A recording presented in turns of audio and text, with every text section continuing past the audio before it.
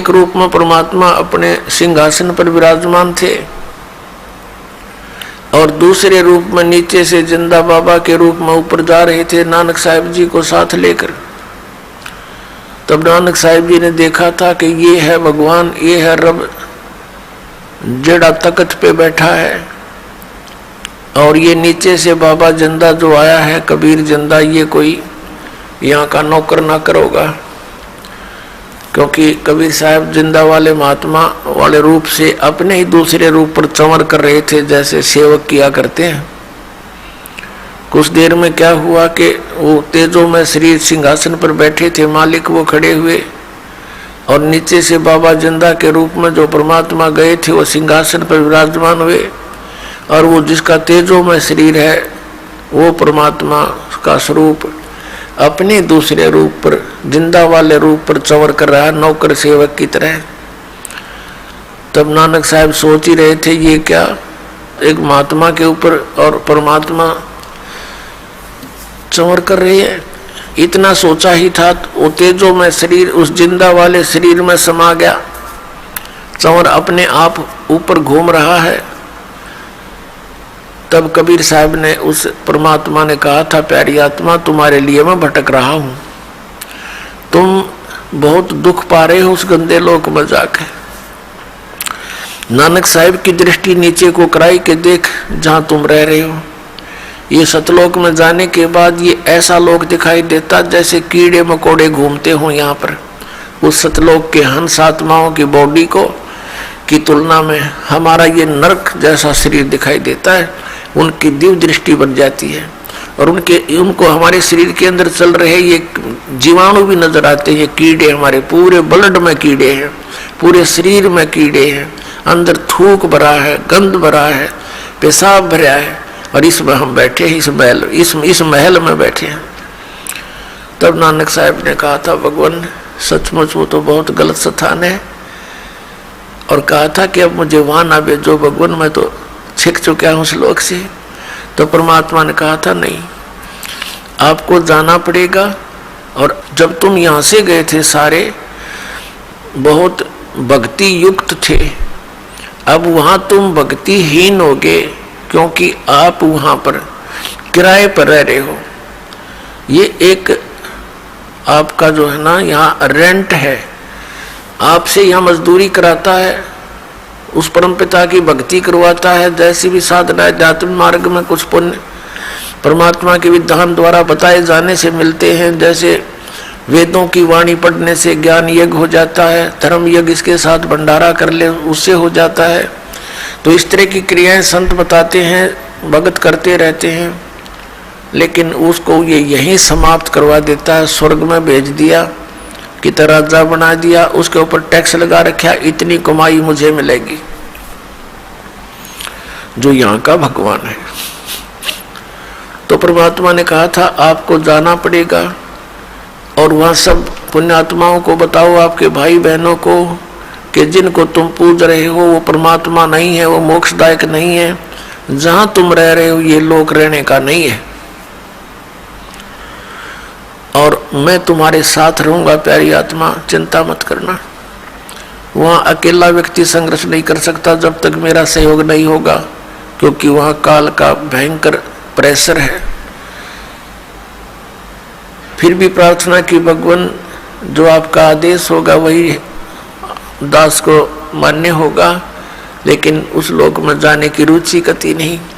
तो परमात्मा ने कहा था कि आपको जाना होगा, और मैं आपको एक ऐसा मंत्र दूंगा सतनाम, जो 2 अक्षर का।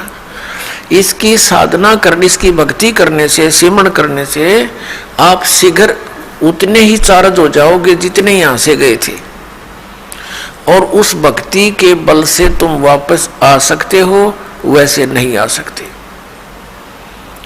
और फिर सार नाम दूंगा जिसको आदि नाम भी कहते हैं, और फिर ये 3 मंत्र के जाप का आप अभ्यास करना। इसको सुरत और शब्द अभ्यास बोलते हैं, कि जिस नाम का जाप, सतनाम का जाप आपको दिया उस पर ध्यान रखें सुमन करते समय। ये आपका सुरत शब्द योग है, सुरत शब्द अभ्यास है। ये कान बंद करके 2.5 घंटे सुबह 2.5 घंटे शाम की तब एकांत स्थान पर बैठकर ये हठ योग करना, ये शब्द सुरत अभ्यास नहीं है, तो डले ढोना अभ्यास है। ये कोई भक्ति मार्ग नहीं है, कर्म है। फोड़ दिए इन हमारे नकली गुरुओं ने, नकली साधना, गलत साधना बताकर। तब नानक साहब जी से कहा था कि आप जाओ, लेकिन इस सतनाम का अभी किसी को बताना नहीं, और ये सतनाम जो इतना कीमती है मैं आपको दूंगा। आप बनारस में आना, काशी शहर में, वहाँ मैं पहुँचा हुआ हूँ, मैं वहाँ प्रचार कर रहा हूँ, आप भी मेरा साथ देना और वहाँ आ जाना बनारस में, आपको सतनाम दूंगा। और गुरु के बिना मोक्ष हो नहीं सकता। जिन ब्राह्मणों से आप शिक्षा ग्रहण कर रहे हो, इन पांडवों से, इनके पास वो ज्ञान है नहीं जो आपको दिखा दिया। ये सचखंड है, सतलोक है। ये देखो तुम्हारे भाई बहन किस प्रकार सुखी हैं, या कैसे घूम रहे हैं, कैसे ठाठ है। सभी वहाँ की आत्माएं आकर के नानक साहब के चारों तरफ खड़े होगी कि तेरे भाग जागे, आपके भाग जग गए और आपको भगवान ले आए यहाँ पर। अब भूलना मत, मालिक को याद रखना। सभी आपस में बातें कर रहे हैं। तब क्या हुआ, तीसरे दिन यानी परमात्मा ने सारी सतिथि से उनको परिचित कराया। ब्रह्मा विष्णु महेश के लोक दिखाए, काल का लोक दिखाया, वहाँ के धर्मराज का स्थान दिखाया जहाँ वहाँ न्याय करता है ये बैठकर, और फिर नीचे छोड़ दिया। तीसरे दिन नानक साहब जी वापस आ गए थे। वहाँ के जनता ने उनको मरा जान लिया था, और वो सामने जब देखा तो खुशी का ठिकाना नहीं रहा था। उस पहले वो नौकरी करते थे सुल्तानपुर के अंदर एक नवाब की, उसी दिन से नौकरी त्याग दी और परमात्मा से सतनाम प्राप्ति के लिए, और प्रथम उदासी मीन संसार से विमुख होकर, संसार से उदास होकर के प्रथम यात्रा की थी बनारस की। तो रास्ते में इस ज्ञान से वो पूछने लगे, जिस भी साधु संत कोई मिलता है, एक स्वाभाविक है ये मालिक का दिया हुआ गुण अपने आप उत्पन्न हो जाता है। जिस प्राणी को ये ज्ञान परमात्मा का हो जाता है, वो प्रत्येक को समझाने की चेष्टा करता है, और जो संत होते हैं उनसे अवश्य जाकर मिलता है। उनका झाड़ा लेने के लिए के पूछते हैं ब्रह्मा विष्णु महेश के माता पिता कौन है, इन कख का भी नहीं पता। ये कहते हैं तो अजरो अमर है, सर्वेश्वर है, महेश्वर है। तो ऐसे करते कराते वो सबसे मिलते मिलाते वहां पहुंच गए बनारस में, और परमात्मा ने संकेत कर दिया था कि वहां मैं रह रहा हूं और मैंने भी गुरु बना रखा है। गुरु बिन बात नहीं बनेगी। मेरे गुरु जी हैं रामानंद, और वहां मैं दानक का काम करता हूं, जुलाए का। अब नानक साहब जी, क्योंकि हम तो भगवान के सामने बालक ही हैं, अब उनके ये बात गले नहीं उतरी नानक साहब जी के कि भगवान दानक का काम करता होगा। लेकिन अविश्वास भी बच्चे को अपने माता पिता की बातों पर नहीं होता। अब उन्होंने सोचा भी चलो बनारस तो चलना पड़ेगा, सतनाम भी लेना है, सतनाम बिन मोक्ष नहीं। तो वहीं से कहने लगे थे वाहिगुरु सतनाम, श्री वाहिगुरु सतनाम वाहिगुरु। अब आदरणीय गरीबदास साहिब जी ने कहा कि झांकी वेख कबीर की, नानक की तीवाह, और वह सिखा के गल पड़ी कौन छुटावे था। अब जैसे नानक साहिब जी ने कहा था वाहिगुरु वाहिगुरु वाहिगुरु, जैसे एक धन्यवाद कराया करते हैं ना किसी की सराहना करते हुए, ये वाह शब्द ऐसा समझो। और सतनाम श्री वाहिगुरु यानी सतनाम मिलेगा, और सतनाम जिसने दिया फिर उसके ऊपर फिजा हो गए, ऐसा अनमोल धन मिल गया। लेकिन उनको ना कर दिया था कि सतनाम किसी को बताइयो मत, दे दूंगा तुम्हें, तुम्हारे लिए तो दूंगा, तुम अपना कल्याण करवा लेना। तो बनारस में जब पहुंचे, रामानंद जी से गोष्ठी की कि ब्रह्मा विष्णु महेश के माता पिता कौन है। अब नानक साहब जी को पता था कि जो इसका उत्तर देगा वो उस संत परमात्मा से मिल चुका है। तो रामानंद जी ने बताया कि जो प्रश्न आप कर रहे हो इसका उत्तर तो परमात्मा ही दे सकता है। बाकी उनकी कृपा से मुझे भी पता है वो परमात्मा यहाँ आए हुए हैं और यहाँ दुल्हा का कार्य कर रहे हैं। और वो मुझे सचखंड लेकर गए थे, रामानंद जी बताते हैं। तो नानक साहिब जी ने कहा कि मुझे भी वो सचखंड लेकर गए, क्या वो यहीं रहते हैं? कहाँ यहीं रहते हैं? रामानंद जी ने कहा। तो नानक साहिब जी ने कहा कि मुझे एक बार उनसे मिलवा दो। आदरणीय रामानंद जी जो कबीर साहिब के वैसे तो एक व्यवहारिक रूप से तो वो गुरु जी थे, लेकिन वो आत्मा से उनको परमात्मा मानते थे। कहा कि एक सेवक को भेज दिया नानक साहिब के साथ कि जाओ ले जाओ महात्मा को, भक्त को, और मिला दो परमात्मा से।